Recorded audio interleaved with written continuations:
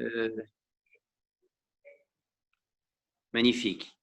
Bien, bonjour à tous et à toutes. Écoutez, merci de vous joindre à nous pour cette AG d'un genre un peu nouveau, hein, format webinar.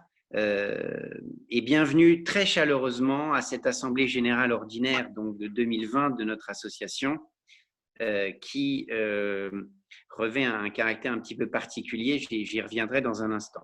Bon, d'abord, je vous remercie d'être là. J'espère aussi que vous vous portez tous et toutes bien dans une période un petit peu particulière que connaît notre monde et pas seulement l'EM Lyon, mais la société, nos familles et nos entreprises respectives. Donc, j'espère que tout va bien pour vous tous et toutes et que cette période s'est passée au mieux, que vous pouvez profiter d'un été qui s'annonce clément, qui, j'espère, sera synonyme aussi d'un petit peu de repos pour les uns et les autres. Je souhaite, pour commencer également, si vous le permettez, saluer la présence de plusieurs membres de la direction générale de notre école, souhaiter une bienvenue extrêmement chaleureuse à Isabelle Huot, notre future nouvelle présidente du directoire, qui nous dira un petit mot un peu plus tard, et également remercier très chaleureusement notre ami Tougroul Atamer, notre actuel président, de prendre le temps d'être avec nous pour cette assemblée générale et de prendre la parole un petit peu plus tard. Je souhaite également saluer les administrateurs de l'association qui sont avec nous et qui, au fil de l'année, font un travail remarquable, ainsi que les équipes de Forever et l'ensemble des équipes de l'école qui nous assistent dans notre mission associative tout au cours de l'année et cette année encore. Voilà. Un merci spécial à notre fidèle et amicale Sylvie de Martenne qui opère cette réunion comme bien d'autres et qui nous sensibilise donc à cette technique de webinar bien connue de l'EM Lyon. Voilà. Alors, sans plus attendre, si vous le voulez bien, je voulais vous rappeler d'abord les points d'agenda qui vont être les nôtres aujourd'hui. Ils sont au nombre de 5. Le premier, c'est nous allons venir dans un instant sur l'actualité de l'école, donc avec notre ami Tougroul, qui sera le premier point et qui a été riche en cette période de début 2020. Et Tougroul nous fait la sympathie de nous dire quelques mots dans un instant. Isabelle prendra brièvement aussi la parole. C'est formidable pour nous d'avoir cet AG et donc l'occasion de l'accueillir. Ensuite, nous reviendrons sur l'activité de l'association avec Fabienne pour rentrer un petit peu plus en détail avec vous tous. Vous avez l'agenda sous les yeux sur les grands événements de l'année, les temps forts, mais également les projets qui sont les nôtres aujourd'hui et la façon dont l'association s'est adaptée dans ce qui a été une période par définition un petit peu différente. Je compléterai en vous donnant un aperçu d'une dynamique que nous avons appelée Alumni for Others, qui nous a vus au sein de l'association mener un certain nombre d'actions au bénéfice des autres et que je souhaite tout particulièrement saluer avec vous. Voilà. Ensuite, je reviendrai sur l'entrée au capital des alumni et sur les grands principes. Dans cette assemblée générale, nous ne pourrons pas rentrer forcément dans tout le détail de cette rentrée au capital, mais je reviendrai un petit peu sur la genèse de l'évolution du capital de l'école et également sur la façon dont les alumni peuvent jouer un rôle important afin d'accompagner, de guider, de soutenir notre école, mais aussi d'en être les garants de sa mission éducative et philosophique. Voilà. Et enfin, pour conclure, nous prendrons quelques questions. Nous en avons reçu un certain nombre et je vous remercie de nous les avoir envoyées. On essaiera d'en traiter le plus grand nombre et sinon, de toute façon, nous nous engageons à revenir vers vous pour les expliciter lorsqu'elles nécessitent par définition plus de détails. Vous avez d'ailleurs à ce titre un onglet Q&R, questions et réponses dans votre conférence que vous pouvez utiliser pour poser des questions au fur et à mesure de l'Assemblée générale. Voilà, j'espère que c'est clair et je voulais commencer, j'espère qu'il est déjà parmi nous parce que son agenda est très chargé, par passer la parole à notre ami Tougroul, peut-être pour nous dire un mot de l'actualité de l'école. Tougroul, Guillaume C16 Tougroul n'est pas encore arrivé. Tougroul n'est pas encore arrivé. Alors à ce moment-là, ce qu'on peut peut-être faire, si Fabienne en est d'accord, c'est commencer par vous dire un mot de l'actualité de l'association et des actions des équipes que Fabienne dirige avec le travail de nombreux bénévoles. Et peut-être on reviendra à Tougroul lorsqu'il nous aura rejoint. Sybille? C'est parfait, on fait comme ça. Magnifique. Fabienne, ça te convient?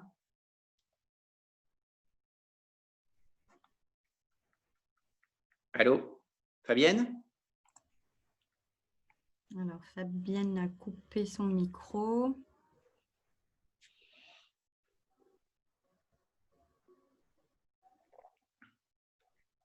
Fabienne, tu nous entends?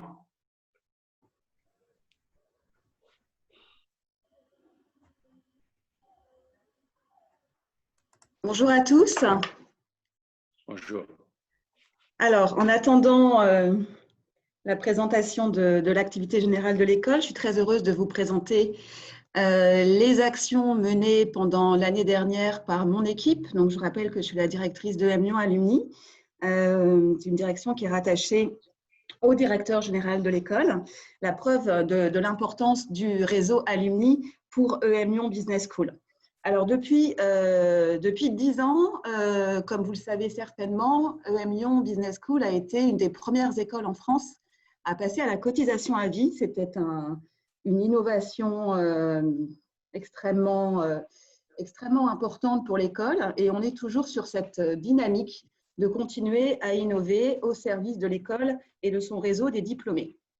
Alors, je vais essayer de vous présenter très rapidement, de façon la plus synthétique possible, l'action que je conduis avec mon équipe. Je pense que j'ai un petit quart d'heure et n'hésitez pas évidemment à me poser des questions sur le chat Q&R pour compléter s'il y a des questions auxquelles je ne réponds pas. Alors, pour ceux d'entre vous qui connaissaient EM Lyon Forever Alumni Network, nous sommes depuis janvier de cette année passés maintenant à une dénomination plus claire, plus simple, plus efficace, EM Lyon Alumni. Donc, c'est une marque qui est renouvelée et qui a développé une puissance qu'elle n'avait peut-être jamais connue jusqu'à présent. Notre action s'organise autour de différents axes. Ces axes sont d'abord les services. Vous êtes tous aujourd'hui, en tant que cotisants à vie, membres à vie, des membres actifs de l'ADEME et des personnes de fait engagées dans le réseau, et vous pouvez bénéficier de toute notre gamme de services, essentiellement des services carrière, d'accompagnement carrière, qui sont animés par Sylvie à Paris et par Brigitte à Lyon et pour l'international. La gamme de services ne cesse de s'étendre, profitez-en et pour cela, n'hésitez pas à vous connecter à nos différents réseaux, je vous les rappellerai tout à l'heure. L'autre axe important, c'est l'engagement. Je voudrais saluer nos 48 ambassadeurs, peut-être même 50 maintenant, qui sont présents à cette réunion, alors qu'il s'agisse évidemment des administrateurs, des ambassadeurs dans les régions, à l'international, des animateurs de clubs, de nos nouveaux ambassadeurs. Vous savez, cette année qu'on a nommé 15 nouveaux ambassadeurs, nos Young Alumni, qui représentent leurs promos, leurs programmes et qui renouvellent et qui, en quelque sorte, rajeunissent aussi la représentation du réseau, sans oublier évidemment tous les intervenants carrière qui nous accompagnent sur cet axe majeur employabilité qui nous motive. Parmi les choses que je voulais souligner également, c'est l'axe intergénérationnel. Vous ne le savez peut-être pas, puisqu'on parle souvent de l'association des diplômés, mais notre périmètre ne concerne pas uniquement les diplômés, mais également les futurs diplômés, ça veut dire les étudiants, les participants qui sont actuellement dans l'école et qui, depuis le premier jour de leur intégration dans l'école, sont déjà membres du réseau grâce à la cotisation à vie.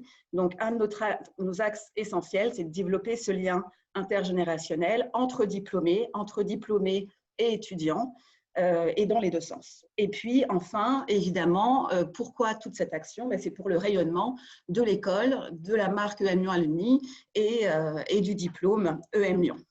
Voilà, donc on est structuré pour développer des synergies entre l'école et son réseau, des interconnexions qui se renforcent, se développent avec les différents départements de l'école, les programmes, les classements, les accréditations, l'employabilité évidemment. Donc on travaille véritablement en transversalité et c'est aussi quelque chose qui caractérise la structuration du réseau puisque les différentes communautés aujourd'hui sont de plus en plus amenées à travailler pas secteur par secteur mais véritablement ensemble et je vous en reparlerai. Alors, la force du réseau en quelques chiffres, donc on est aujourd'hui à plus de 32 000 diplômés, plus de la moitié sont membres à vie. C'est un réseau qui est de plus en plus international, déjà parce que les étudiants de l'école sont de plus en plus des internationaux et puis parce que les diplômés s'installent hors des frontières de l'Hexagone. Vous êtes plus de 20% à habiter et à travailler en dehors de la France dans 130 pays différents. On organise à peu près 300 événements par an. Pendant évidemment la période de confinement et cette période particulière, tous nos événements, toute notre activité est passée en 100% digital. C'est quelque chose qu'on faisait déjà, mais évidemment, ça a eu un effet accélérateur. Et d'ailleurs, je veux remercier nos ambassadeurs qui ont été extrêmement réactifs et qui ont pu développer des événements digitaux qui nous ont permis d'attirer encore plus, de rayonner encore plus et d'avoir à peu près le double de participants par rapport à des événements physiques. Donc finalement, d'un problème, on fait une opportunité. Voilà, aujourd'hui, on a 250 ambassadeurs en France, dans le monde. On a à peu près une trentaine de nouveaux ambassadeurs qui nous ont rejoints, des nouvelles communautés qui se sont créées, comme la communauté Drôme-Ardèche qui vient d'être créée il y a quelques jours. Des nouveaux ambassadeurs, 8 nouveaux à l'international, d'autres en région française, dans l'Ain, en PACA, dans le sillon alpin, nos jeunes ambassadeurs IA, et puis, sans oublier évidemment le soutien aux associations étudiantes. Avec mon équipe et avec la direction de la communication de l'école, nous soutenons une vingtaine d'associations étudiantes de l'école.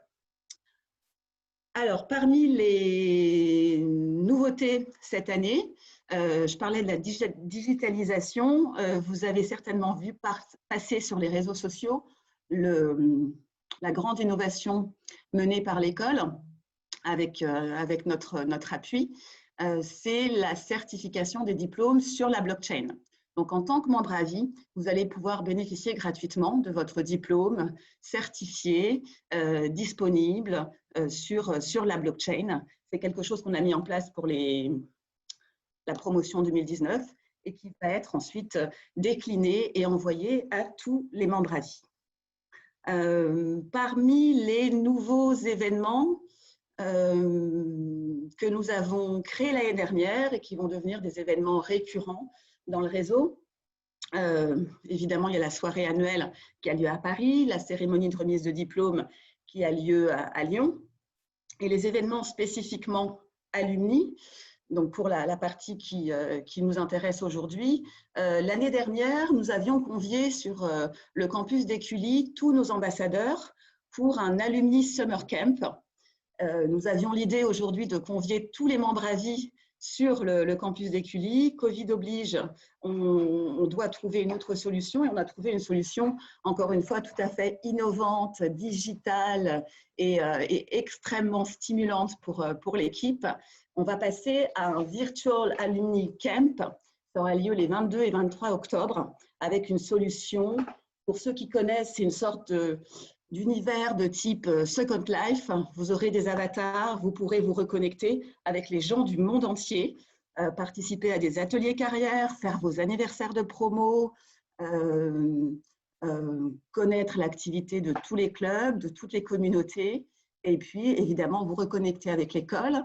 On aura des présentations, des impact sessions avec de nombreux professeurs de l'école, et puis une intervention évidemment de la nouvelle directrice EM Lyon Business School. Voilà pour prochain événement Worldwide Alumni Day. Donc, l'année dernière, on a lancé cet événement qui a eu un succès énorme. L'idée, c'est que pendant 24 heures, toutes les communautés du monde et de France se rassemblent et communiquent sur les réseaux sociaux. L'année dernière, 30 villes ont participé.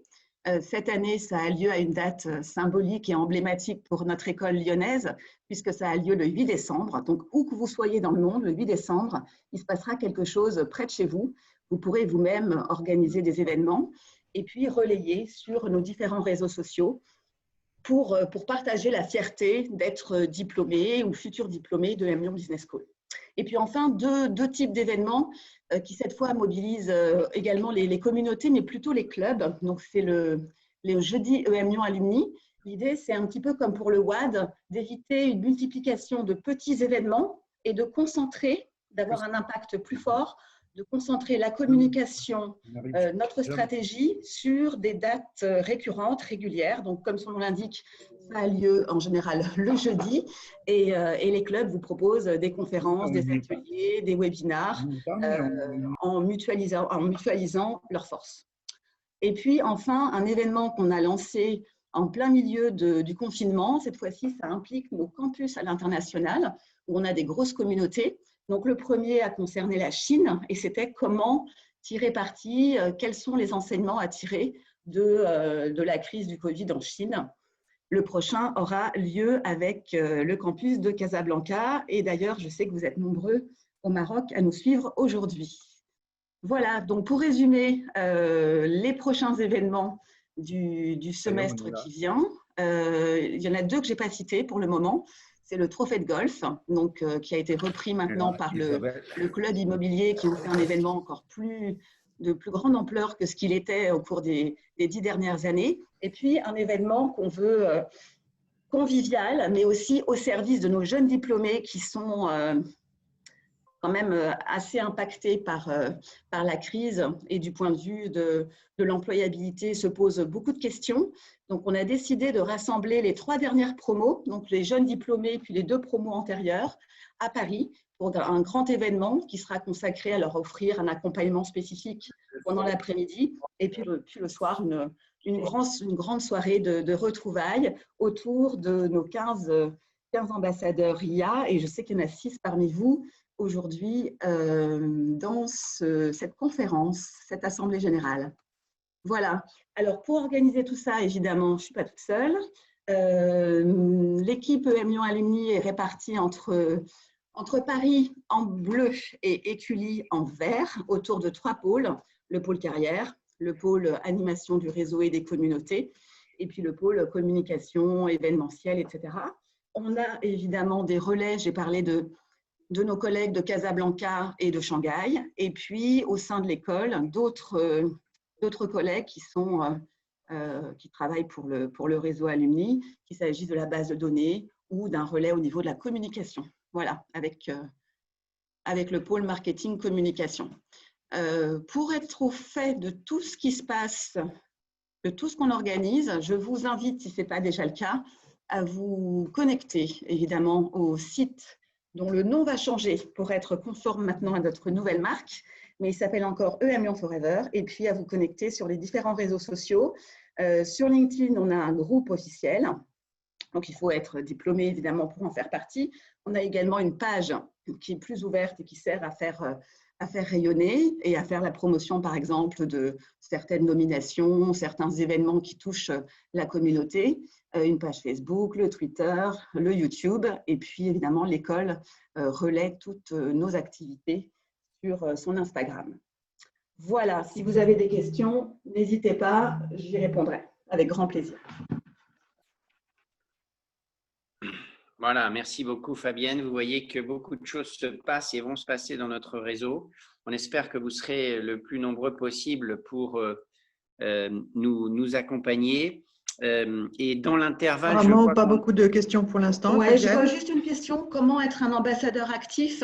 J'ai parlé de la volonté de développer l'engagement. Donc aujourd'hui, on a 250 ambassadeurs. Vous pouvez évidemment m'écrire en direct pour faire part de votre volonté de vous engager. Si vous trouvez qu'il y a une thématique qui n'est pas abordée, un secteur qui n'est pas abordé, on renforce, on structure le réseau autour de communautés thématiques, essentiellement des clubs, autour de communautés géographiques. Mais évidemment, on est en train de développer de plus en plus le réseau. Donc, n'hésitez pas à faire appel à nous. Et le Virtual Alumni Camp d'octobre sera dédié en grande partie à ce qu'on a nommé une agora. En fait, c'est une volonté de mettre en place une plateforme qui va permettre de, j'allais dire, faire matcher les interconnexions entre votre volonté de vous engager et puis les besoins du réseau, les besoins de l'école.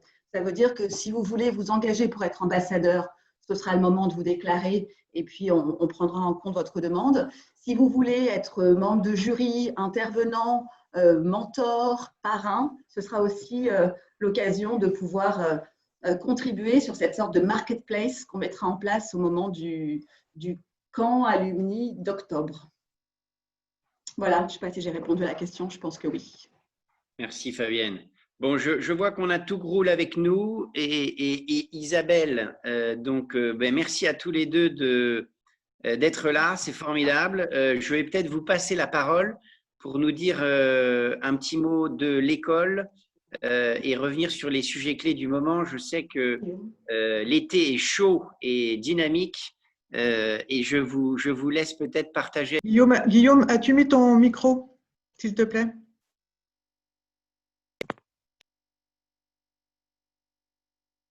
Oui, j'étais en mute. Voilà, vous m'entendez? Je voulais passer la parole à Tougroul et Isabelle pour qui nous font le plaisir d'être parmi nous et que je vois maintenant à l'écran, peut-être pour nous dire un mot de l'actualité de l'école et peut-être mieux se connaître aussi avec Isabelle.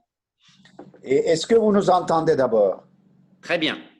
Bien, tout d'abord, toutes mes excuses parce qu'on avait prévu, ici on est dans le Learning Hub, faire cette conférence en visio pour que vous puissiez voir et Isabelle et moi pleinement, mais le lien, le mot de passe plutôt, n'a pas fonctionné. Donc, je suis entré par le lien que j'ai, moi, ça fonctionne, mais du coup, ce n'est pas pratique parce que malgré le fait qu'on est en train de violer les règles de distanciation sociale, vous ne pouvez pas nous voir tous les deux. Donc, ce que je vous propose d'abord, j'ai le plaisir de vous présenter Isabelle, mais vous la connaissez mieux que moi parce que ça fait partie de Alumni. Ce n'est pas mon cas. Et donc, il y a le président sortant, le président entrant. Moi, je sortirai au 1er septembre et puis Isabelle va rentrer le 1er septembre. Mais nous avons déjà commencé ensemble en harmonie et pour le bénéfice de MU. Donc, ce que je vous propose, c'est Isabelle, en tant que président entrant, vous envoie un message et puis ensuite, je fais le bilan de l'année. Voilà, merci Tougroul. Bonjour Guillaume, bonjour à toutes et à tous. C'est vraiment… Vous m'entendez bien là? On entend très bien. En revanche, vous êtes à contre-jour. C'est dommage. Une voix dans le noir alors. Est-ce que là, je suis un peu moins contre-jour? Voilà. Oui, c'est mieux. C'est beaucoup mieux, Isabelle. Merci. Donc, c'est vraiment un très, très grand plaisir d'être là pour cette AG de l'ADEME, même si, comme vient de le dire Tougroul, je ne suis pas encore officiellement en fonction, mais je le serai le 1er septembre. C'est une grande fierté aussi de rejoindre cette école dont Tougroul vient de dire je suis une alumna. Alors, promo 90, l'école n'était pas ce qu'elle est aujourd'hui. Elle était monocampus, monoprogramme. Elle a beaucoup évolué, mais c'est une grande fierté aussi d'être membre de ce réseau des alumni, qui est un réseau qui, je crois, est très solidaire, qui est dynamique, qui est international et qui est un actif essentiel de notre école. J'ai passé des moments extraordinaires ici. Je suis vraiment très heureuse de revenir sur ce campus d'Écully. J'ai appris beaucoup de choses aussi qui m'ont façonnée, comme je suppose beaucoup d'entre vous. Je disais, les alumni sont un atout et un actif essentiel d'un établissement d'enseignement supérieur parce qu'ils font rayonner leur école, parce qu'ils en sont évidemment les meilleurs ambassadeurs et puis ils sont des exemples pour les étudiants, pour les pour les plus jeunes. Ils peuvent faire beaucoup de choses au service de leur école. Ils peuvent intervenir dans nos formations, ils peuvent offrir des stages, des contrats à nos étudiants, des jobs. Ils peuvent participer à l'ensemble des événements. Ils sont une partie prenante essentielle de cette école. Et évidemment, je souhaite vraiment que les liens se densifient de plus en plus avec l'ensemble de la communauté alumni de par le monde. Voilà. Et puis, il y a de belles ambitions pour cette école.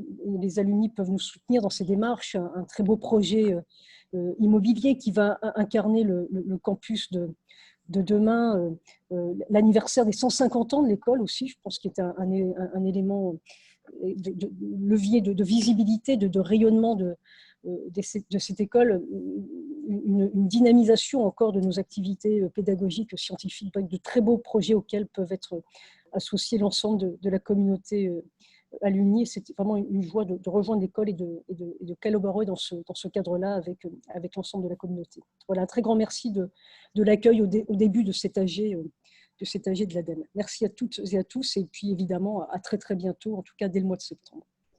Voilà, je redonne la parole à Tougroul. Merci. Voilà. Merci Isabelle. Merci Isabelle, et peut-être avant que Tougroul démarre, Isabelle, un grand bienvenue de la part de tous les alumni. Nous sommes très heureux et très fiers non seulement d'avoir la présidente de Dauphine dans toutes ces caractéristiques de Business University dont nous allons apprendre à l'EM Lyon pour être encore plus fort et plus dynamique à l'international. Et puis pour nous, il est évident que émotionnellement, avoir non seulement une grande personne de l'éducation européenne et internationale, mais une alumna à la tête de notre école, eh bien, c'est non seulement une joie rationnelle et émotionnelle. Donc, encore un très grand bienvenue au nom de tous. Et nous avons, et moi en particulier, beaucoup d'impatience de commencer à travailler avec toi sur le futur brillant et sympathique de notre future école. Merci d'être là. Donc, Cher Tougroul. Tougroul, je tourne l'ordinateur, comme ça il sera la lumière. Voilà.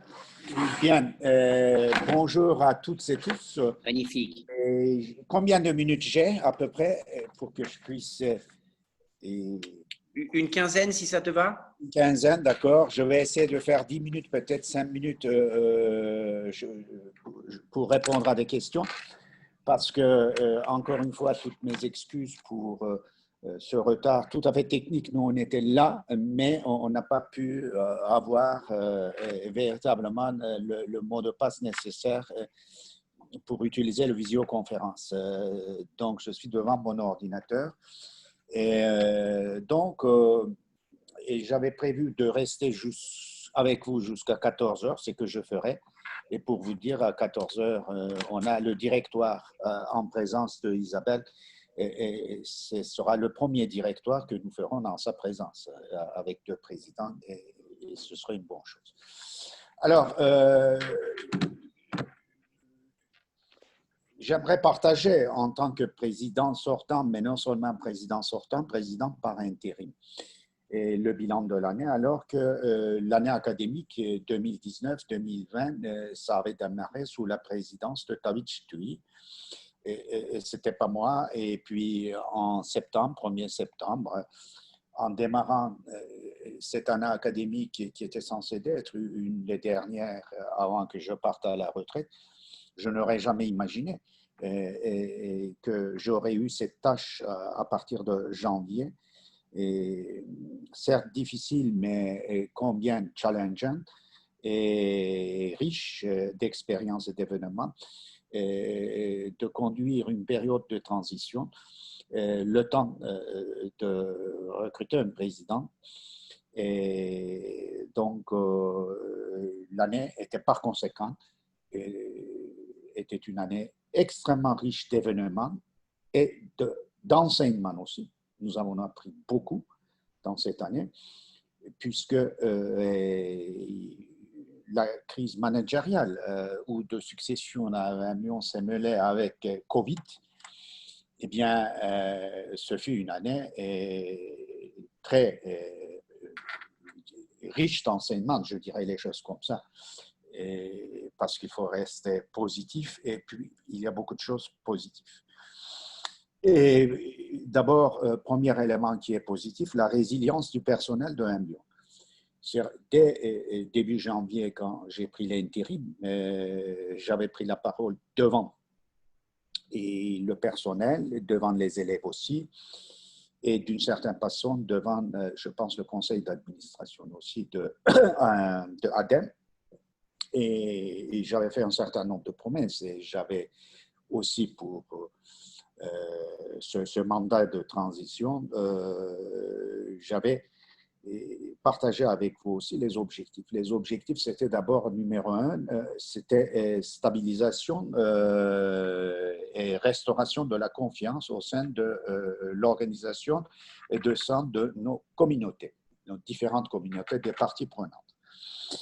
Et j'avais dit que les fondamentaux de Ambion sont intacts et le capital numéro un de Ambion, c'était sa réputation.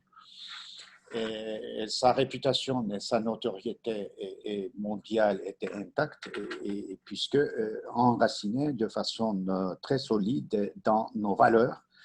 Et puis j'avais aussi signalé, c'est parce que nous avons des valeurs. Mais en même temps, Ambion, à travers sa réputation, sa marque a une valeur que finalement, il y avait un partenaire financier qui avait répondu. Enfin, 12 partenaires potentiels avaient répondu à un appel d'offres et puis un a été retenu. Au fond, malgré tout ce qu'on pouvait dire dans la presse, c'était une bonne nouvelle parce que ça montrait que Ambion avait une valeur. Et cette valeur, c'était avant tout sa marque, et sa réputation, sa notoriété. Et puis, l'investissement était fait pour, en fait, déployer cette marque et cette notoriété à une échelle plus grande, tant au niveau mondial qu'au niveau domestique en termes de disciplinaire. Ce capital était investi pour que Ambion devienne pas uniquement une business school, mais business university. Et puis, sa force et sa réputation, son excellence soient déployées sur plusieurs continents. Donc, c'était une bonne nouvelle et que ma mission, c'était véritablement de stabiliser l'organisation, de reprendre les projets stratégiques qui étaient un peu mis de côté comme Gerland, et parce que nos orientations stratégiques, globalisation, digitalisation et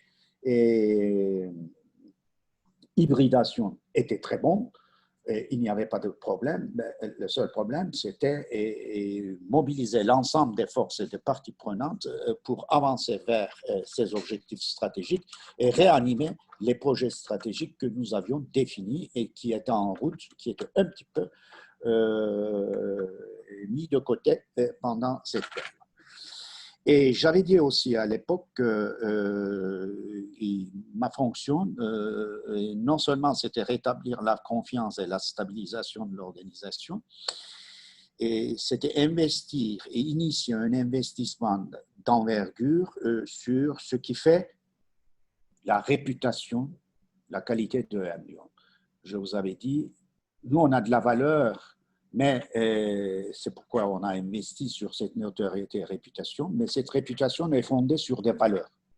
La valeur d'excellence, la valeur d'excellence de Ambion, pédagogique et de recherche, et que cette valeur d'excellence et pédagogique et de recherche était fondée sur notre réputation dans le programme Grande École.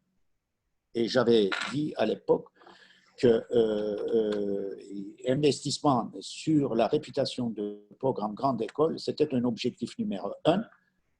En 10 mois, on ne pouvait pas tout faire, mais il fallait initier. Il fallait initier les investissements nécessaires pour véritablement redresser la qualité du programme Grande École.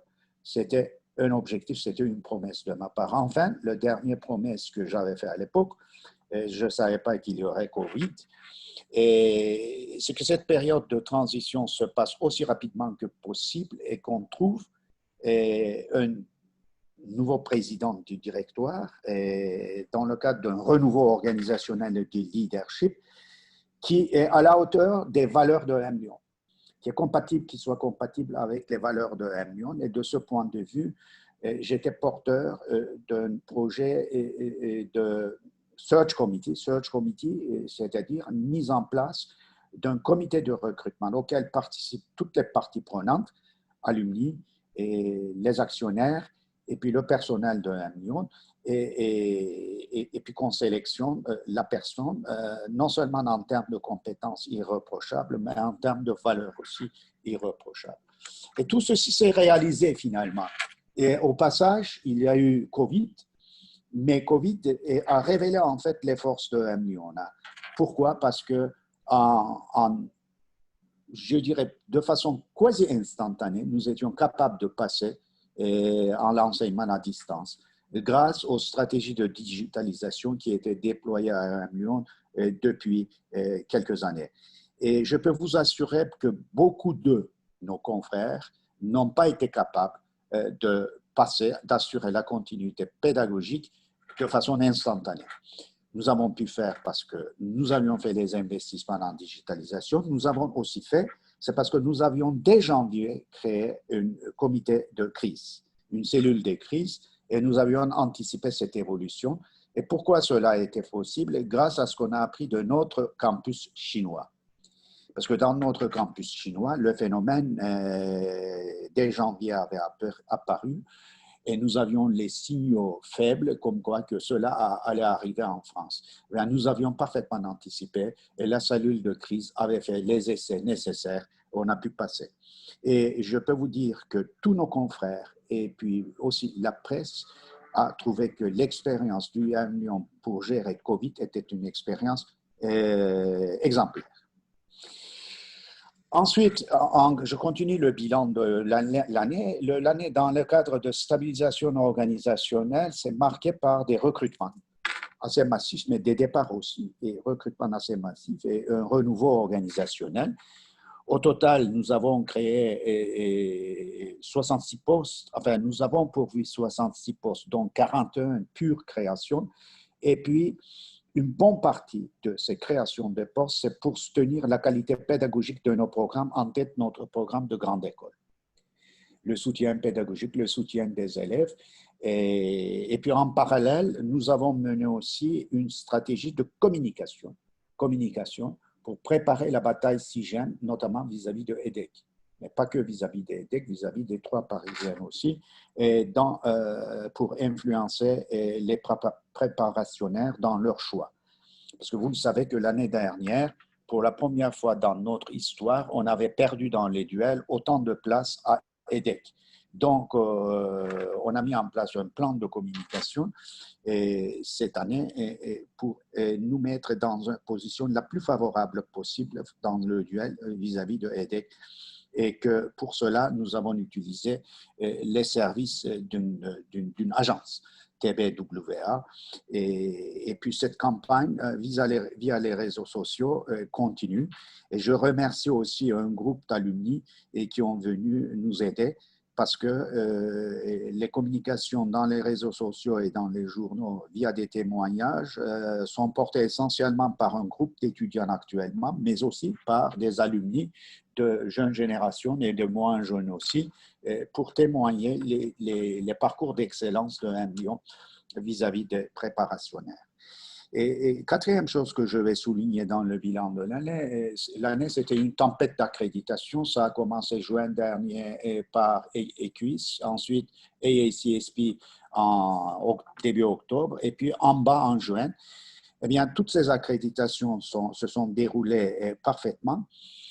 Et nous avons eu véritablement de la part des auditeurs qui sont nos confrères, qui viennent de Nouvelle-Zélande, d'Australie, des États-Unis, d'Angleterre, d'Italie, de Suède et de Hollande, dans les différentes accréditations, ils étaient tous unanimes pour souligner la capacité d'innovation de 1 million, la capacité d'être d'avant-garde, et puis d'après eux, je peux vous communiquer véritablement, ce n'est pas des slogans, ce sont des évaluations claires et nettes, et on n'avait jamais eu des évaluations aussi élogieuses sur la capacité d'innovation de 1 million, y compris dans sa gouvernance.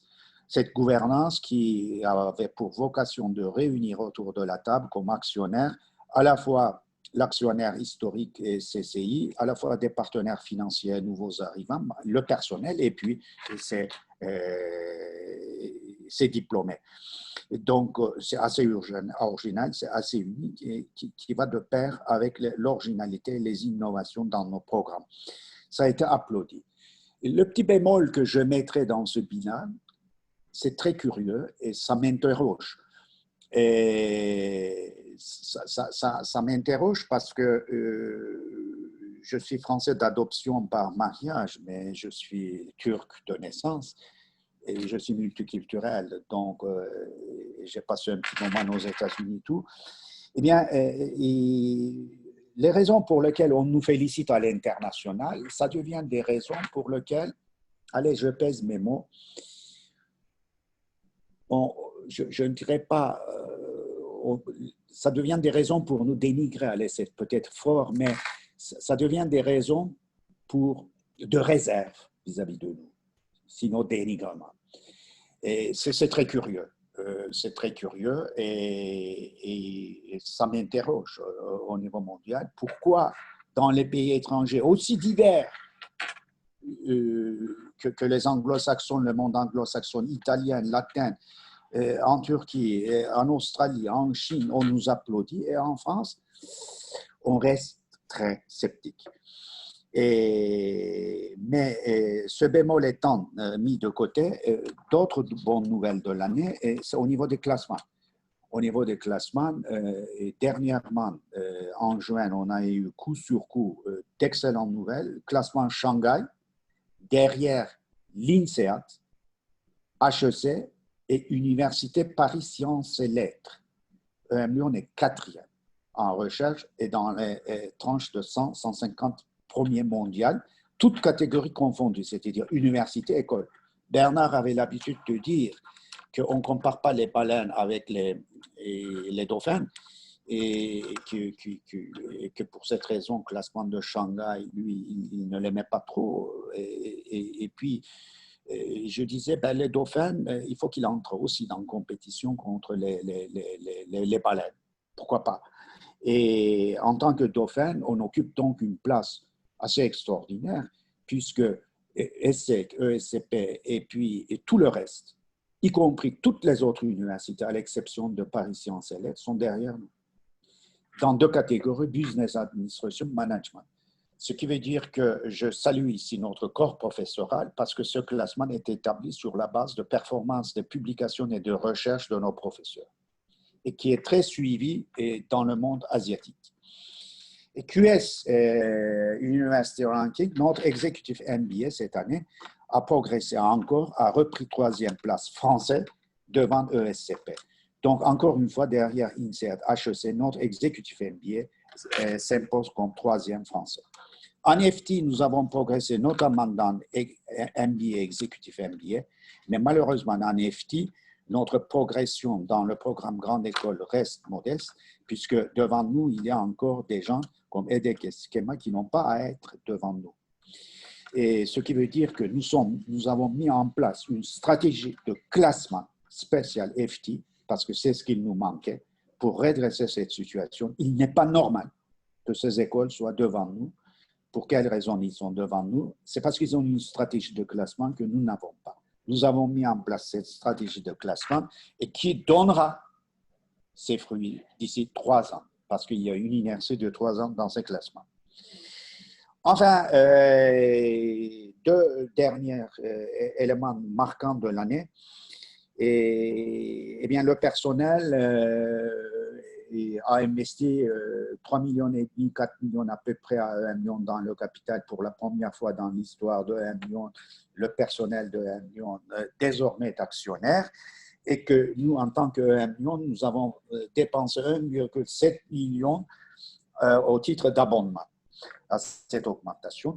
Donc, c'est quand même, cela a un certain poids dans notre compte d'exploitation, sachant que Covid aussi, au passage, a eu des impacts sur notre compte d'exploitation. Malgré cela, nous avons continué les recrutements que je vous avais dit, parce que ces recrutements, ça concernait le redressement de la qualité de nos programmes. Et enfin, la dernière chose, eh bien, la promesse de, de, de, de recruter notre nouveau président et qui soit à la hauteur de nos enjeux et qui est compatible avec nos valeurs, ça s'est terminé très, très bien. Le process s'est déroulé très, très bien, dans la transparence, mais pas aussi ouvert, parce qu'il y a un minimum de confidentialité. On a eu d'excellents candidats, il y a eu 3 excellents finalistes, mais vous connaissez le résultat, et c'est une alumni, présidente de Paris-Dauphine, qui plus est une femme, pour la première fois à la tête de Hermione. Donc, tout cela, ça suffit pour rendre heureux un vieux président qui va partir bientôt à la retraite. Et je ne pouvais pas espérer mieux pour donner le drapeau, pour abandonner le drapeau à quelqu'un comme Isabelle. Donc, c'est formidable. Non seulement Isabelle, mais il y aura une nouvelle équipe renouvelée parce que Sylvie Jean, que nous avons recruté et qui vient à partir de fin août diriger le programme Grande École. C'est quelqu'un de très expérimenté. Il a eu expérience à EDEC. Ensuite, en EMA, a géré la fusion des programmes de Reims et de Rouen. C'est une des personnes la plus expérimentée dans le domaine de programme Grande École en France. Et on a un nouveau DRH aussi qui vient de Tata Consulting Group. Et puis, les surprises ne sont pas terminées. Fin août, vous allez prendre connaissance d'un nouveau directeur de programme ou une nouvelle directrice de programme. Mais pour le moment, c'est confidentiel. Et qui viendra compléter une équipe complètement renouvelée, dynamique, et qui sont à la hauteur des enjeux et des défis qui nous attendent dans les années à venir. Donc, je vous remercie pour votre attention. Et je remercie à toutes celles et tous ceux qui nous ont soutenus dans cette période et où on avait besoin de soutien de toutes les parties prenantes. De Groul, est-ce que vous répondriez à quelques questions là avant votre départ? Et oui. Alors, j'ai 10 minutes, oui. D'accord. Il y a 2 types de questions. Une première série qui concerne le choix de l'entrée de l'investisseur du fonds d'investissement dans l'école. Comment est-ce compatible avec la culture et les valeurs de l'école?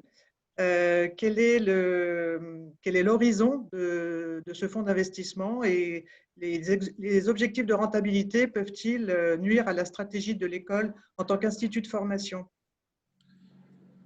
Alors, c'est quelque chose qui s'est produit avant moi, mais le propre d'une présidence, c'est d'assumer son passé. Parce que dès la première journée de ma nomination comme président intérim, j'ai dit le pire qu'un nouveau président puisse faire, c'est dénigrer le passé et les dirigeants précédents. Il faut assumer, il faut savoir assumer. Et puis néanmoins, deuxième erreur qu'on peut le faire, c'est perdre lucidité et ne pas avoir une vision critique sur le passé. C'est à la fois assumer le passé, mais à la fois lucidement avoir un regard sur les erreurs que nous avons commises dans le passé. Donc ça, je pense que tout bon dirigeant devrait passer par ces deux principes, devrait respecter ces 2 principes. Ceci étant, je vous ai dit tout à l'heure, je considère personnellement l'arrivée d'un fonds d'investissement et il faudrait bien que nos diplômés comprennent une chose. Et dans les 10 dernières années, notre paysage s'est modifié en termes des grandes écoles en France, notamment des grandes écoles de commerce, de management schools, mais au niveau européen, à l'échelle européenne, à l'échelle américaine, sauf les pays émergents ne sont pas concernés à ça. Le retrait des pouvoirs publics du financement de l'enseignement supérieur, c'est une donnée, chers amis. Qu'on veuille ou non, c'est une donnée. EMUOM n'est pas que EMUOM, ESCP et bien d'autres.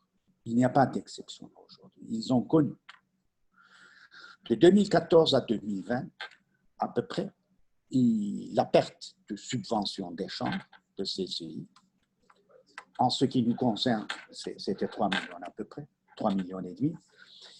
Et puis, qui plus est, les écoles qui utilisaient l'immobilier gratuitement, sans loyer, et on leur a demandé de payer de loyer.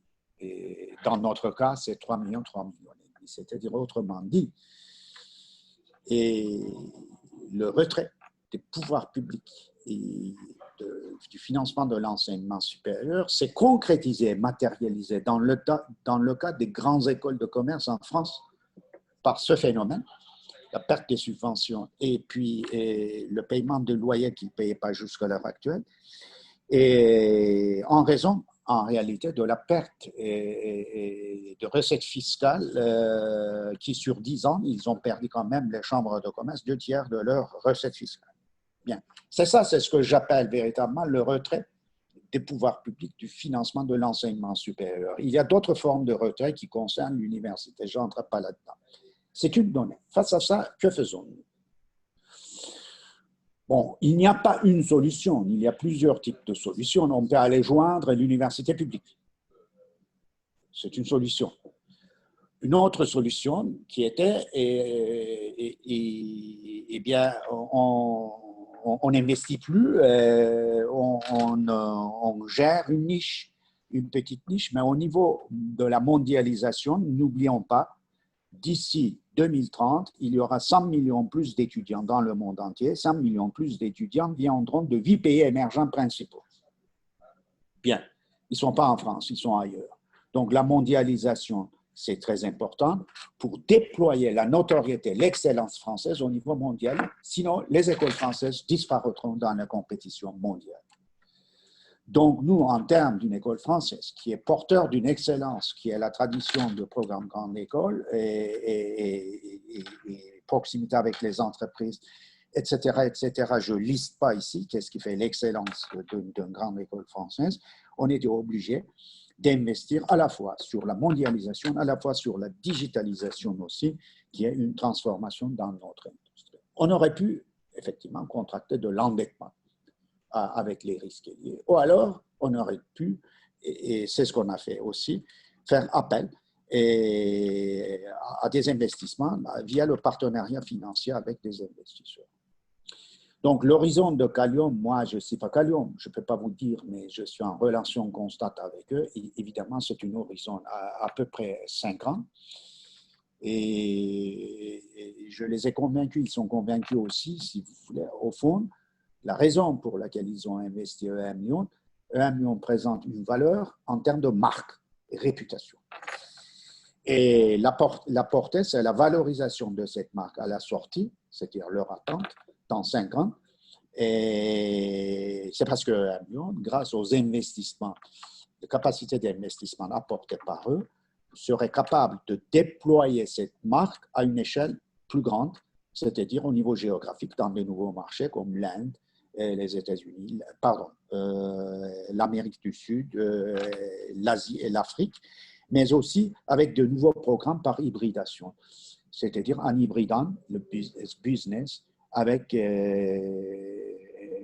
ingénierie, avec art et design, pour pouvoir lancer des programmes hybrides dont besoin à l'heure actuelle les entreprises et les organisations. Et de nouvelles formes de compétences hybrides, que l'on appelle compétences interdisciplinaires. Donc, c'est ça le projet. Et pourquoi on avait besoin des investissements et pourquoi les investisseurs s'intéressent à 1 million de mon point de vue. Voilà. Tougroul, une dernière question concernant ce sujet. Les diplômés s'étonnent du manque de représentation de l'association des diplômés à la gouvernance de l'école. Le président de l'association des diplômés ADEM, il est dans le conseil de surveillance de l'école. Et en termes de personnalité qualifiée choisie et proposée par CCI de Lyon, Philippe Loïc Jacob, qui est dans notre conseil d'administration. Et dans cette période, ils étaient très présents dans les débats, dans tous les dossiers, parce que figurez-vous qu'une chose, c'était le métaphore, en janvier, j'avais dit, à mes amis ici au personnel. Et le temps où le président de M Lyon, dans le café des négociants, avec le président de chambre, se mettait d'accord sur une décision et puis que le conseil d'administration était une formalité, c'est fini.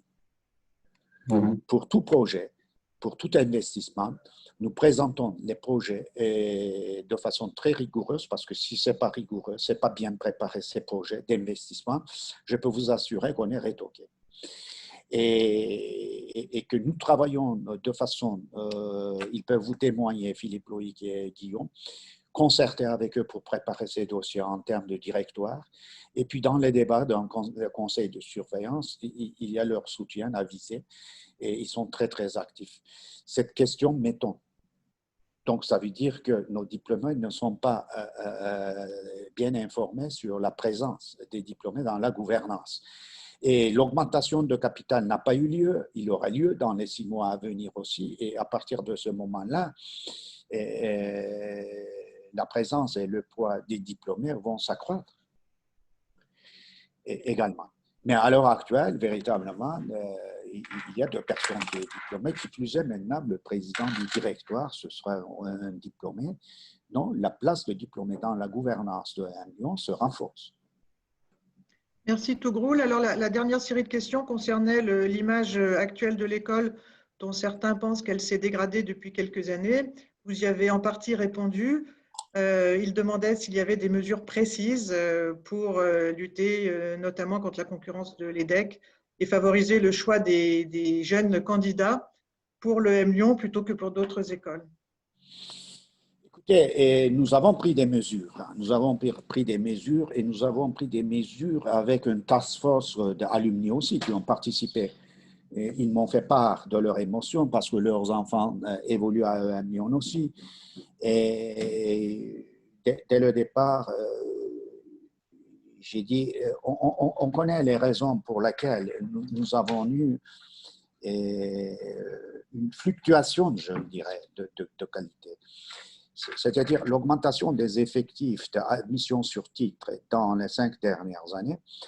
Et grosso modo, le nombre d'admissions sur titre ont doublé, le nombre des préparationnaires a augmenté de 20%. Par conséquent, il y a eu une augmentation de la proportion d'admissions sur titre français. Bien. Et cela a donné une image, une certaine émotion dans les écoles préparationnaires, dans les écoles de prépa. Et est-ce que M Lyon devienne une école d'admission sur titre plutôt que prépa, évidemment. Et ça a créé des émotions auprès des diplômés. Et alors, la mesure que nous avons prise aujourd'hui, nous avons figé totalement l'augmentation des effectifs admission sur titre. Nous allons privilégier pour les années à venir 2 types d'admission, parce qu'on ne peut pas étendre non plus l'admission sur prépa. L'admission sur prépa classe scientifique. Aujourd'hui, on en a 150, 50 personnes qui viennent des prépas scientifiques. Il y aura à peu près 100, 150 dans les 5 ans à venir, mais il y aura une augmentation très faible des effectifs. Seuls les prépas scientifiques. Et de l'autre côté, seule admission sur titres internationaux qui viendront des universités les plus prestigieuses au niveau mondial. C'est-à-dire, nous allons recruter uniquement au niveau international des universités. Pourquoi? Parce que nos élèves issus de prépa français, ils sont très franco-français, et il y a un peu de Marocains, tout vient. Il faut enrichir par la diversité internationale. Donc, il faut amener, et les élites internationaux ne passent pas par les prépas malheureusement, mais passent par d'autres phénomènes, par d'autres types de concours, concours d'entrée aux universités, etc. Il faut véritablement créer une structure de recrutement à l'échelle internationale pour accéder à des élèves qui ont le niveau des écoles, des élèves de prépa. Et concernant la France, nous devrons privilégier dans l'admission sur titre français des gens qui apportent la diversité, qui viennent d'autres filières, d'écoles d'ingénieurs, de droit, de sciences politiques, plutôt que d'économie de gestion. Et dans ces conditions-là, d'ici 3 ans, les mesures, quand ils vont donner leurs effets, donc je pense que les raisons pour lesquelles on a créé une inquiétude dans les 5 dernières années seront enrayées. Et une autre chose aussi, bon, EDHEC a joué remarquablement bien un petit peu des investissements commerciaux, style des doubles diplômes avec des universités prestigieuses américaines.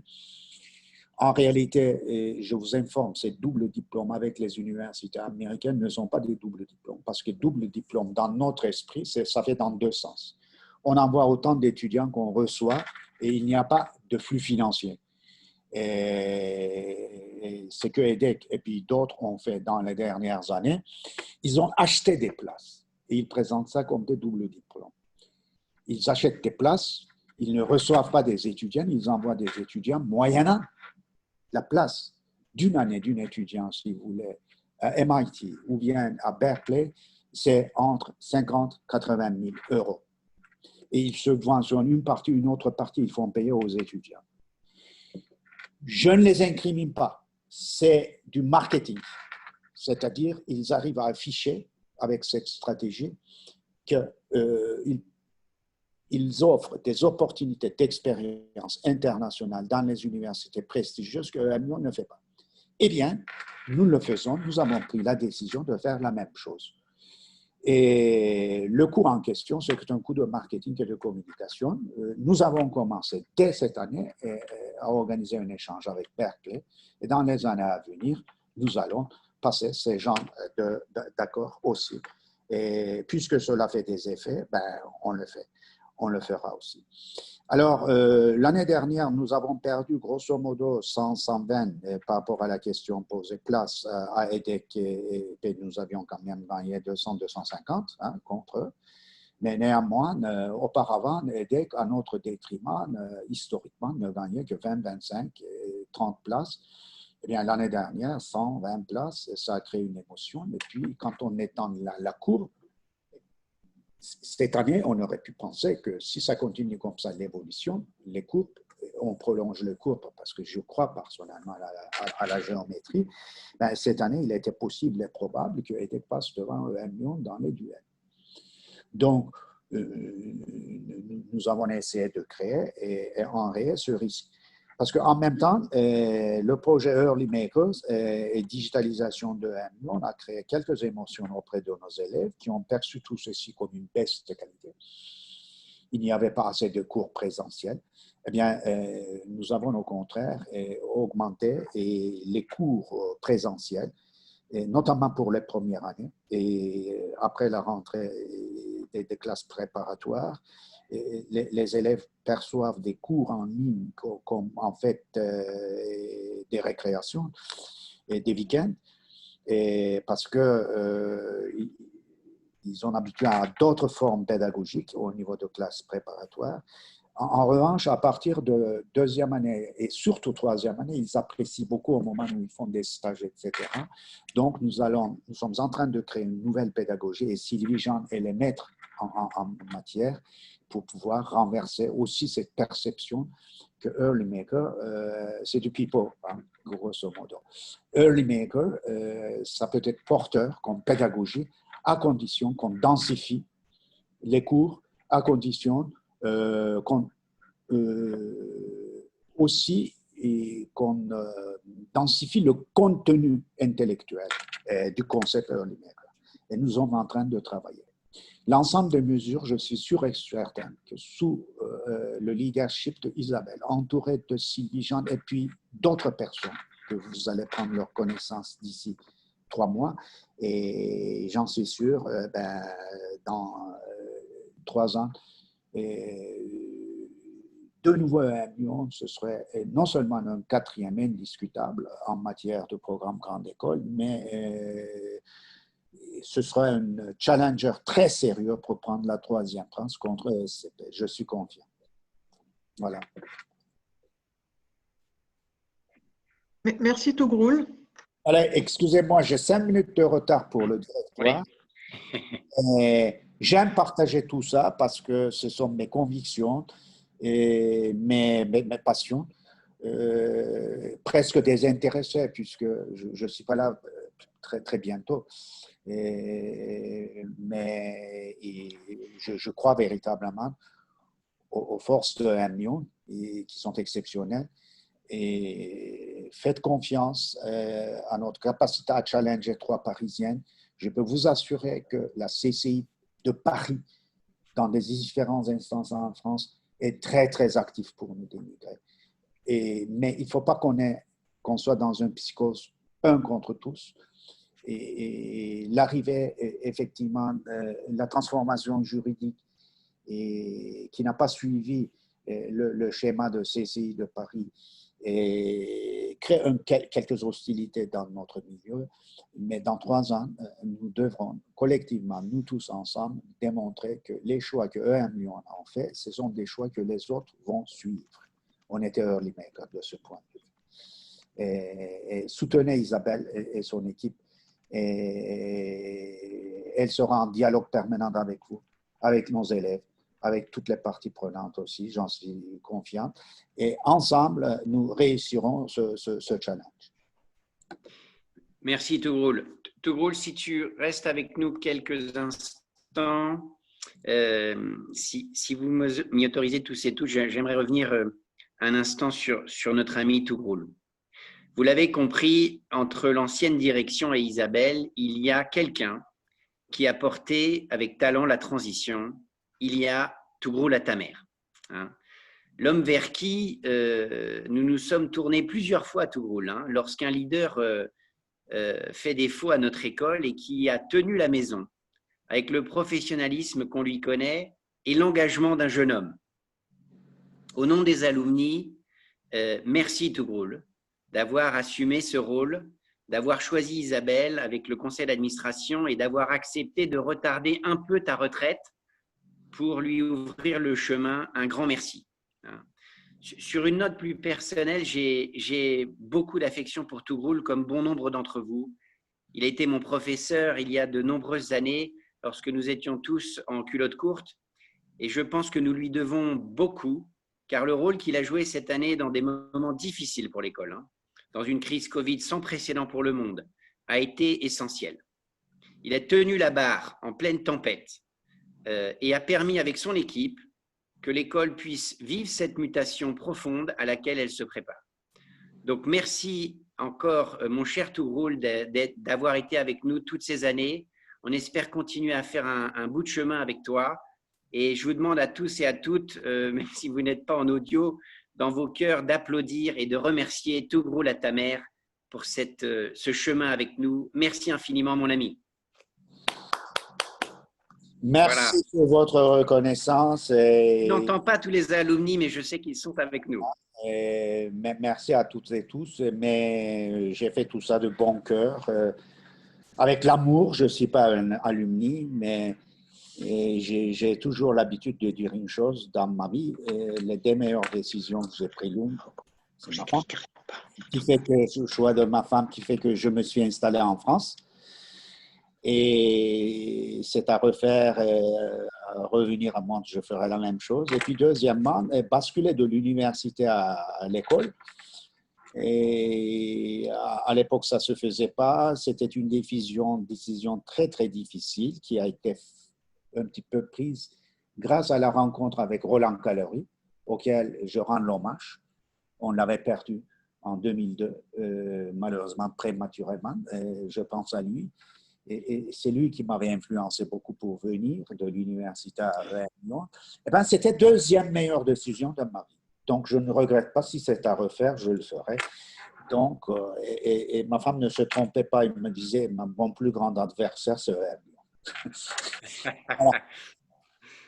Allez, au revoir. Merci Tougroul. Et tu ne les vois peut-être pas, mais il y a beaucoup de messages qui arrivent en ce moment de tous les alumni du monde entier, de l'Asie, de la France, de l'Europe et d'ailleurs, pour te remercier infiniment de toutes ces belles années à tes côtés, d'avoir été notre professeur, puis notre dirigeant et surtout notre ami. Pas de problème, mais je reste, tant que je suis en vie, la part de communauté. Hein, parce que moi, je suis de Galatasaray, alumni. Hein, c'est un complexe d'enseignement franco-turc. Ils ont une très bonne tradition à Galatasaray, alumni de Galatasaray. Les professeurs qui partent à la retraite font partie de alumni. Ah bah, écoute, Voilà. écoute, on va en discuter. C'est une très bonne idée. Alumni Voilà, de merci infiniment pour mais ton pas les temps. professeurs. Voilà. Voilà. Allez, Et on espère pouvoir te remercier en face à face et physiquement lorsque le Covid nous y autorisera. allez, bye bye. Bonne assemblée. Salut tout rôle, merci. Au revoir. Alors après ce passage sur l'école, bon, nous avons encore un gros sujet à discuter. J'ai eu beaucoup de questions et merci infiniment de vous intéresser autant au sujet du capital raising sur lequel je vais revenir dans un instant. Avant cela, je voulais faire un petit complément sur les activités des alumni, du réseau d'alumni, puisque en fait, et je tiens à le dire aujourd'hui, cette période de Covid n'a pas été facile pour nos alumni, pour nos étudiants, et on a constaté avec beaucoup de fierté une mobilisation forte de bon nombre d'alumni dans ces moments-là au bénéfice des autres. Je citais tout à l'heure l'initiative que nous avions lancée avec Fabienne et l'équipe de Alumni for Others. Je crois qu'on a vu cette année beaucoup de belles choses se passer dans notre réseau et je voudrais en saluer deux ou trois.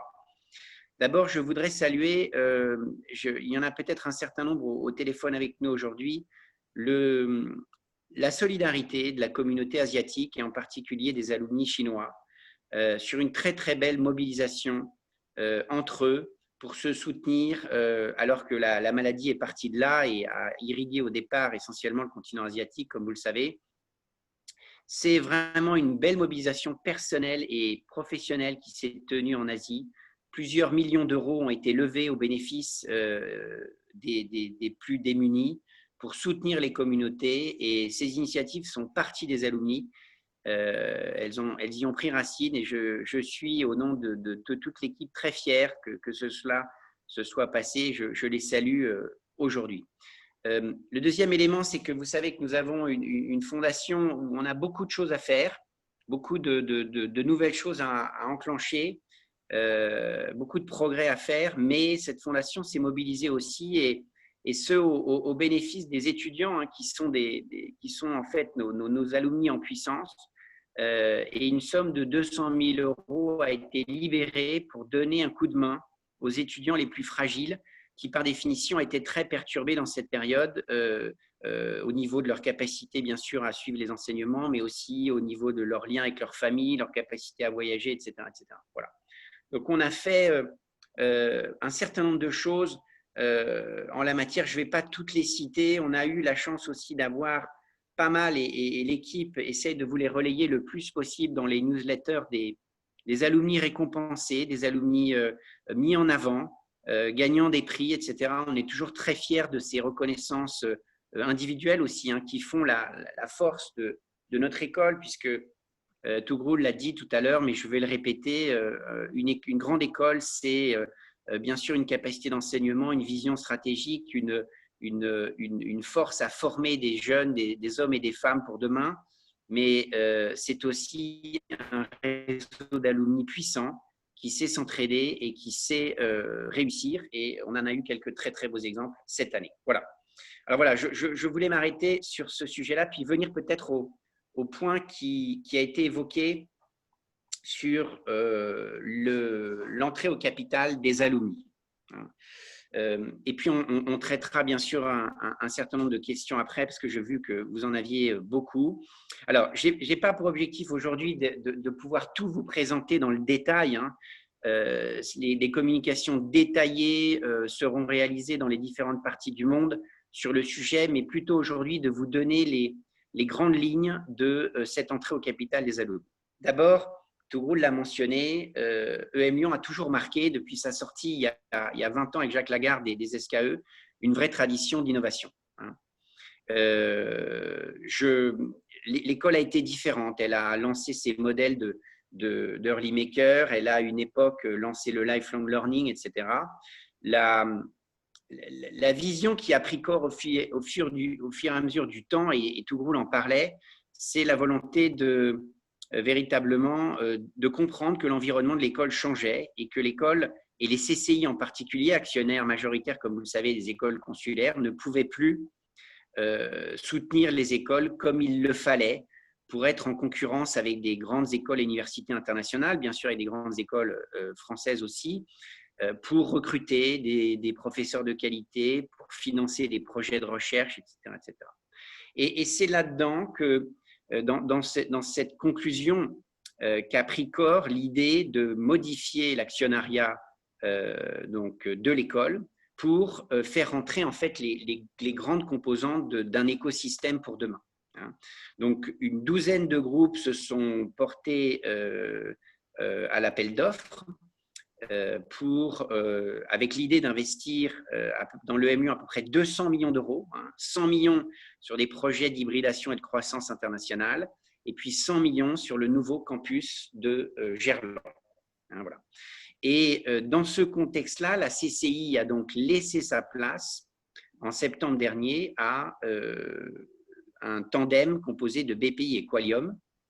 Mais ce tandem, en fait, nous l'avons réfléchi à l'époque avec l'idée de dire il faut aussi que les composantes de l'écosystème de l'école soient présentes, et c'est ainsi que les employés de l'école et les alumni se sont vus offrir la possibilité de rentrer au capital de l'école. L'idée, toute simple, est que les alumni puissent créer un véhicule d'investissement que nous appelons entre nous la Société des alumni, qui pourra détenir, pour vous donner quelques chiffres, jusqu'à 5 millions d'euros du capital de l'école, qui détiendra également un siège au conseil d'administration d'Early Maker Group, qui est donc le nouveau nom de la holding de M Lyon. Voilà.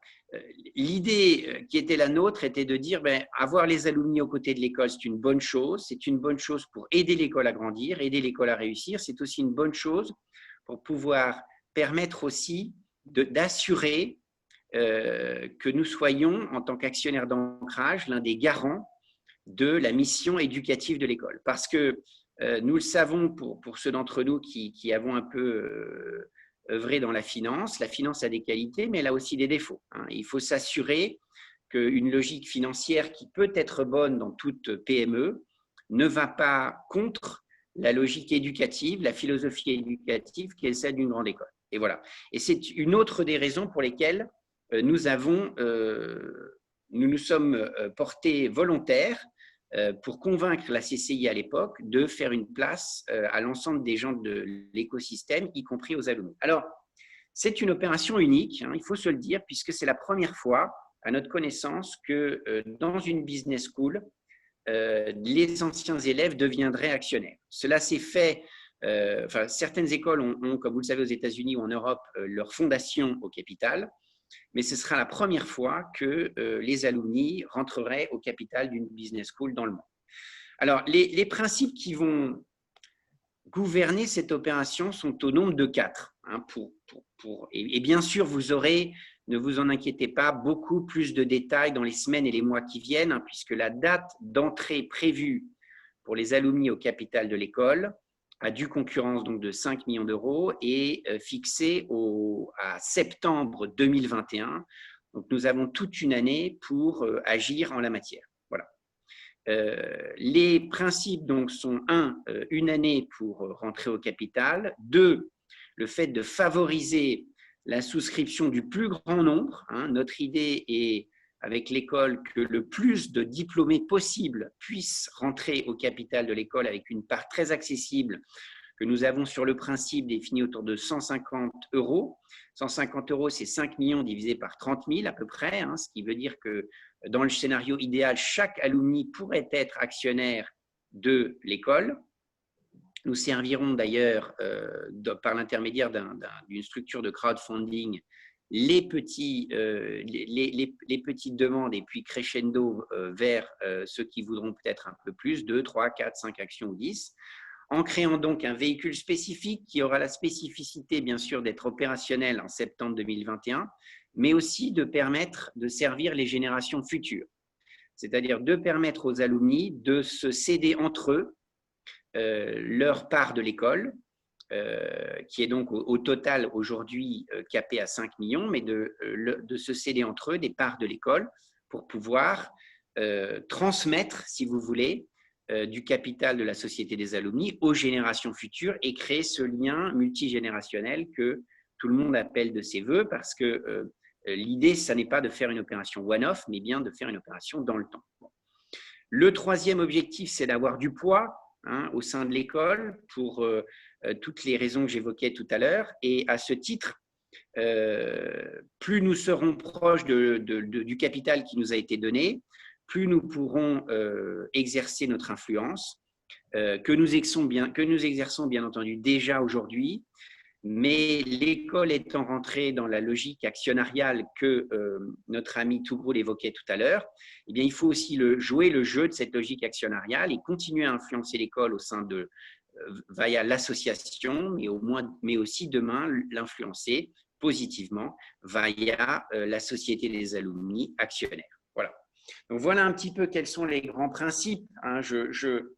Le calendrier, je l'évoquais, donc septembre 2021 pour cette souscription de la Société des alumni qui nous laisse beaucoup de temps pour en fait réunir la grande majorité des alumni. C'est un travail de fundraising colossal, d'autant que les alumni sont un peu partout dans le monde, comme l'évoquait Fabienne tout à l'heure, mais qui vise à être le plus démocratique possible et à associer le plus grand nombre à la destinée de notre école, à notre capacité d'être véritablement, comme la CCI, qui accompagne l'école depuis 150 ans quasi, un véritable actionnaire d'ancrage pour les moments faciles, les moments de réussite, mais aussi pour les moments plus difficiles, parce que c'est avec un lien fort entre le réseau des alumni et l'école que l'école réussira le challenge merveilleux qui s'offre d'abord à Isabelle en transition avec Tougroul, et puis bien sûr aux dirigeants futurs de notre école. Voilà. Voilà, je voulais en profiter aussi pour dire que tout cela vient aussi du travail fondamental d'une équipe, qui était celle de Bernard Beltante, qui a été à l'origine de tout cela, qui a permis ce changement avec son équipe à l'époque. Je crois qu'il faut se le rappeler, qui a fait évoluer la gouvernance de notre école et qui nous permet aujourd'hui de pouvoir contempler une vraie capacité d'investissement et une capacité de continuation de notre modèle économique. Alors, ces années n'ont pas été que des années faciles, puisque notre école a dû changer, s'adapter. Par définition, ces changements sont parfois difficiles à gérer. Cette évolution capitalistique va aussi, bien entendu, créer des débats entre les uns et les autres. Mais l'idée est d'accompagner l'école, qui par définition décide de sa destinée, et de l'accompagner en ce qui nous concerne alumni au mieux, puisque par définition, c'est notre intérêt, bien compris, mutuel, que l'école soit forte et que les alumni soient forts ensemble. Voilà. Voilà ce que je voulais. Je continue à voir qu'il y a beaucoup de questions. Je crois que c'est ce que je dirais en conclusion sur le capital, c'est que Isabelle est parfaitement enclenchée sur ce sujet. Elle est en plus, Tougroul l'a rappelé, des deux côtés, si je peux m'exprimer ainsi, en tant que dirigeante de l'école et en tant qu'alumna de 90. Donc, ce qui nous fait d'ailleurs un alumni supplémentaire au conseil de l'école, puisque nous sommes maintenant 3, ce qui permet de faire entendre la voix des alumni encore mieux que peut-être nous le faisions avant, dans le cadre d'un changement des équilibres et d'une transformation pour demain. Voilà, alors je ne sais pas, peut-être à ce stade, Sylvie, si on peut peut-être sur le sujet alumni prendre quelques questions. Alors, Guillaume, il y a beaucoup de questions concernant l'aspect technique de l'entrée au capital des alumni, notamment les questions en relation avec l'autorisation des marchés financiers, des questions liées au véhicule des alumni. Comment va-t-il être dans une certaine forme de neutralité? Y aura-t-il des prises illégales d'intérêt de la part de certains alumni? Comment se prémunir de tout ça? Voilà, ça c'est des questions assez techniques. Voilà. Alors, bon, je pense qu'on a deux façons de répondre à toutes ces questions et merci de les poser parce que c'est un symbole pour moi de l'intérêt que vous portez à ce sujet et de l'envie que l'on a en tant que communauté alumni de rentrer au capital de l'école. Alors, ce qu'on peut se dire, c'est que d'abord, cette entrée au capital est organisée par les actionnaires majoritaires de l'école. Hein. Donc, c'est-à-dire que c'est eux qui ont proposé aux alumni, en ayant pas mal discuté avec nous, bien entendu, de nous offrir une partie du capital à du concurrence de 5 millions, ce qui fera, si nous réalisons cet objectif, un peu plus que ce que détiennent aujourd'hui les employés de l'école par l'intermédiaire d'un FCPE.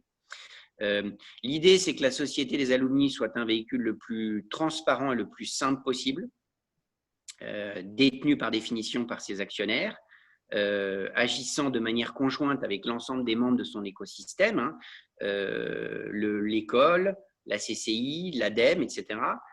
On est dans une logique individuelle puisque chaque actionnaire qui le voudra, avec une logique la plus accessible possible à 150 €, comme je l'évoquais, donc l'idée de rassembler le plus grand nombre, chaque actionnaire individuel qui le voudra pourra donc proposer d'acheter 1, 2, 3 actions. L'objectif est d'ailleurs de caper le nombre d'actions pour que l'on puisse avoir le plus grand nombre, mais l'objectif va surtout être de servir les alumni par tranche. C'est-à-dire, prenons l'exemple, si aujourd'hui 30 000 alumni demandent une action, eh bien c'est 30 000 alumni qui ont une action. Et personne n'a 2 actions, personne n'a 3 actions. Si certains alumni demandent 2 actions, 3 actions, 4 actions, ben on servira d'abord tous ceux qui ont demandé une action, puis ceux qui ont demandé 2 actions, puis ceux qui ont demandé 3 actions. Avec l'objectif d'avoir une vraie approche démocratique. Alors, dans une société qui n'aura qu'un seul objet, hein, par définition, c'est de détenir du capital de l'école et d'être aux côtés de son école pour la croissance de demain. Le montant de 5 millions n'est pas énorme. Est-ce que les alumni pourront à terme représenter une force plus grande au sein du capital de l'école? Peut-être à l'aune, par exemple, de la sortie du fonds dans quelques années, mais nous avons estimé, et c'est ce que la CCI nous a proposé, que 5 millions était déjà une belle première étape pour se poser aux côtés de notre école. Voilà. Est-ce qu'il y a d'autres points, Sylvie? Alors, il y a pas mal de points techniques concernant cette opération, mais peut-être que vous allez répondre de façon plus détaillée à toutes les questions qui sont enregistrées aujourd'hui. Oui, est-ce qu'un document est prévu? De toute façon, on va devoir réaliser, puisque cette opération, comme ça a été mentionné par l'une des personnes sur le chat, est encadrée par l'AMF. Hein. Vous savez peut-être que lorsque l'on fait ce qu'on appelait avant un appel public à l'épargne, maintenant une offre publique, et qu'on dépasse les 150 personnes, on doit déposer un dossier à l'AMF, hein, l'autorité des marchés financiers. Ce mouvement est encadré de façon un petit peu plus légère dû au fait que l'on ne dépasse pas les 7 millions d'euros. Donc, c'est un prospectus light, si vous voulez, qu'il faut déposer. Et bien entendu, maintenant, on va, au-delà de l'annonce qui est faite aujourd'hui et des grands principes qui, j'en suis conscient, vous donnent quelques éléments, mais en même temps, vous libèrent chez vous des tas de questions.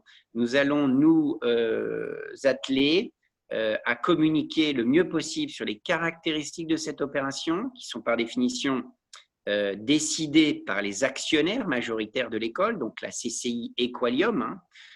Nous avons la chance, les alumni, d'être partie prenante dans ces réflexions, mais par définition, ce sont les actionnaires de l'école qui nous ouvrent leur capital, qui mènent la danse de ce point de vue-là. Donc, certaines contraintes sont aussi posées, comme par exemple le montant de 5 millions.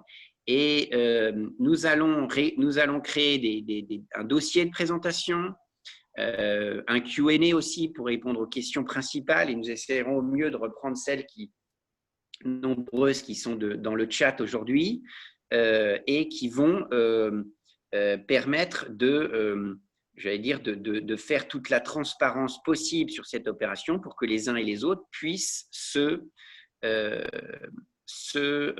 décider, hein, c'est par définition une décision individuelle, de savoir s'ils veulent acheter une brique ou 2 briques de leur école pour accompagner cette évolution. Hein. Je vais peut-être revenir pour donner un mot du timing, parce que l'école sort par définition d'une période un peu troublée et on pourrait se dire Écoutez, peut-être on devrait attendre pour voir un petit peu comment ça se passe à l'école, comment l'école s'en sort, comment Isabelle réussit le démarrage de sa mission. J'ai à titre personnel un avis opposé à cela. Je pense que c'est au moment où l'école vit un changement important, une transformation importante, que les alumni peuvent et doivent lui apporter son soutien. Et bien sûr, au-delà du fait d'acheter une ou deux actions, il y a tout cet engagement que nous pouvons avoir, comme le citait Isabelle tout à l'heure, aux côtés de l'école, aux côtés de la fondation, aux côtés des projets immobiliers qui sont les nôtres, aux côtés des jurys, de l'enseignement. Et je crois que c'est justement maintenant où il y a peut-être, Touroul l'a dit avec pudeur, une fragilité que les alumni doivent se mobiliser plutôt que d'avoir un positionnement qui est de dire, écoutez, on va attendre et puis on verra ce qui se passe et quand tout ira bien, on viendra vous donner un coup de main. Voilà. Ça, je pense que ça fait partie de la logique d'entraide ancrée dans notre écosystème depuis plus de 100 ans. Nous sommes totalement convaincus à l'ADEME et avec l'école au sein du conseil d'administration que c'est en jouant l'équipe, en jouant ensemble dans cette phase de transition importante que l'on réussira ensemble les destinées de notre école au bénéfice des étudiants, du projet éducatif, des alumni et de tous les membres de l'écosystème. Guillaume, avant de conclure sur ce sujet, puisqu'un document plus précis sera construit, certains demandent s'il y aura un vote des alumni sur la question.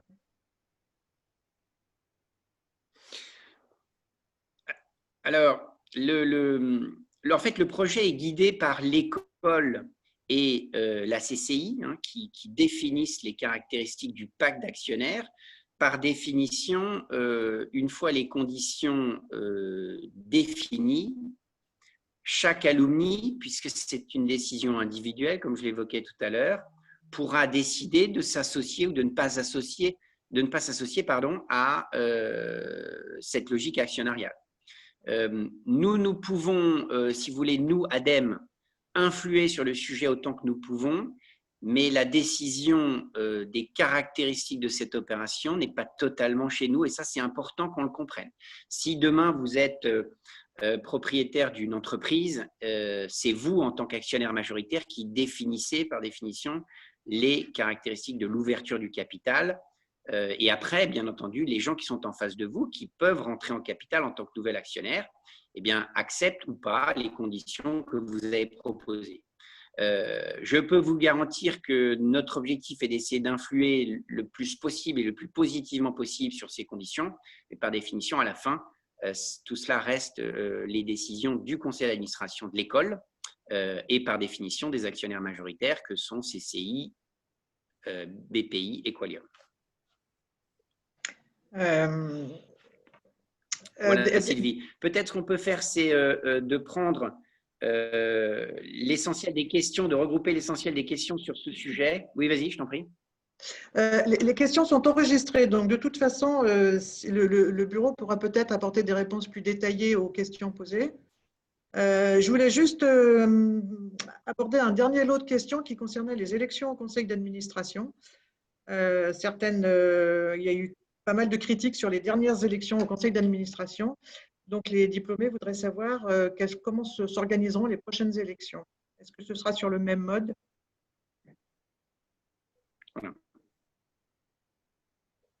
Très bien. Alors, peut-être pour revenir sur les dernières élections. Donc, vous vous souvenez qu'à la dernière Assemblée générale, nous avions soumis au vote de l'Assemblée un certain nombre de points d'évolution des statuts. En fait, ces points principaux visaient 2-3 éléments. D'abord, une plus grande représentativité au sein du conseil d'administration de notre association, qui, comme l'évoquait Fabienne tout à l'heure, a beaucoup changé, puisqu'on a par définition de plus en plus, par exemple, d'alumni internationaux ou d'alumni à l'international. On a voulu donc formaliser dans les statuts l'année dernière, et ceci a été voté à l'époque avec une majorité d'alumni qui s'étaient mobilisés. Je vous en remercie pour ceux d'entre vous qui vous étiez exprimés, de 92%. Nous avons voté donc plusieurs choses. D'abord, la parité au sein de notre conseil d'administration, qui aujourd'hui est un conseil totalement paritaire, hommes-femmes. Ensuite, la création de collèges, collège international, collège région et collège Île-de-France, qui avait pour objectif de représenter de façon la plus claire possible et la plus directe possible les grandes composantes de notre association. On avait historiquement assez peu de gens à l'international dans l'association qui du coup pouvaient porter la voix de l'international. Aujourd'hui, ça n'est plus le cas. Nous avons par exemple Brigitte à Singapour, Arnaud en Côte d'Ivoire, et nous avons donc une représentativité forte de l'ensemble de nos composantes, et ça, c'était la deuxième décision. Ensuite, nous avons mis en place une commission d'investiture qui avait pour objectif d'aller chercher d'abord des profils les plus divers possibles, de les interviewer et de faire, sans interdire la candidature de personne, des recommandations sur ceux qui lui semblaient, à cette commission, les plus à même de mener une mission d'administrateur de bonne qualité. Voilà. Ce n'était qu'une indication et donc tous ces éléments sont aujourd'hui inscrits dans nos statuts. À la commission sont représentés par définition des anciens dirigeants de l'association, des gens aussi, des alumni qui ont eu un impact sociétal, qui ont une vraie dimension sociale, des ambassadeurs par exemple, du réseau alumni, et puis il est prévu aussi dans nos statuts, comme vous l'avez peut-être vu, un ou une représentante de l'école, puisque nous co-gérons l'association, comme vous le savez aujourd'hui, avec l'école. L'ensemble des équipes, par exemple de Fabienne, sont intégrées à l'école pour que tout cela se fasse en totale cohérence avec la dynamique de l'école. Voilà. Et ça, c'est une décision qui remonte à 2009, donc à un peu plus d'une dizaine d'années, et qui nous permet de travailler en bonne intelligence avec l'ensemble des composants de notre écosystème. Voilà. Bon, il y a encore beaucoup de questions sur ces élections, Guillaume. Je ne sais pas quelle heure il est, mais peut-être qu'il est l'heure de rendre l'antenne, comme on dit. Est-ce qu'il y a une dernière question qu'on pourrait prendre? Je regarde. Les prochaines élections sont prévues en janvier. De toute façon, on essaiera à ce moment-là. On va, Sylvie, prendre en considération l'ensemble des questions qui ont été posées et comme sur le sujet précédent ou comme les sujets d'école avec Tougroul, essayer d'y répondre au mieux. Mais les statuts peuvent fournir aussi un point de référence puisqu'ils ont été voté relativement récemment, puisqu'il date de l'année dernière, avec l'ensemble des caractéristiques que j'évoquais, et un peu plus de détails probablement dans les statuts pour ceux d'entre vous qui voudraient bien les consulter. Certains demandent pourquoi la cooptation n'est pas plutôt officielle, plutôt que ces coups de cœur de la commission. Alors, en fait, jusqu'à il y a une dizaine d'années, l'association avait un conseil d'administration coopté. Nous avons, il y a 10 ans, changé d'approche. Aujourd'hui, l'idée est toujours de laisser les alumni qui veulent voter s'exprimer et choisir les candidats ou les candidates qu'ils souhaitent, mais en ayant stimulé un certain nombre de candidatures potentiellement dans les collèges que j'évoquais tout à l'heure et en ayant donné un avis consultatif de la commission pour orienter, c'est ce qui est précisé dans nos statuts, le choix des alumni. Voilà. Et ni plus ni moins que cela.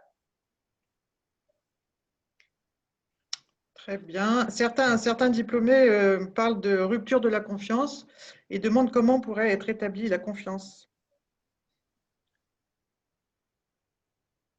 Rupture de la confiance, à quel niveau? Alors, à la fois au niveau des élections, j'imagine, et puis peut-être un peu au niveau du capital raising aussi, puisque les choses ne sont pas encore tout à fait claires. Alors, le capital raising, il faut nous laisser le temps d'organiser les choses. Vous l'avez compris au travers des propos de Tougroul, L'école a vécu beaucoup de transformations récemment, donc les gens de l'association sont des bénévoles comme dans toutes les associations, donc ils ont par définition eux aussi à prendre le temps d'appréhender les sujets. Sachez qu'un groupe de travail a été constitué sur le sujet, qu'on travaille de façon très rapprochée avec l'école, mais aussi et que l'ensemble des caractéristiques de l'ouverture du capital seront communiquées, on répondra à l'ensemble des questions aussi. Et puis après, ce sera un choix individuel de chacun de décider ou pas d'accompagner son école en tant que capital. Je pense que l'objectif n'est de forcer personne. L'objectif est simplement d'offrir l'opportunité, ou pas d'ailleurs, de rentrer au capital de l'école. Voilà. On sera amené à créer des groupes de travail sur le sujet.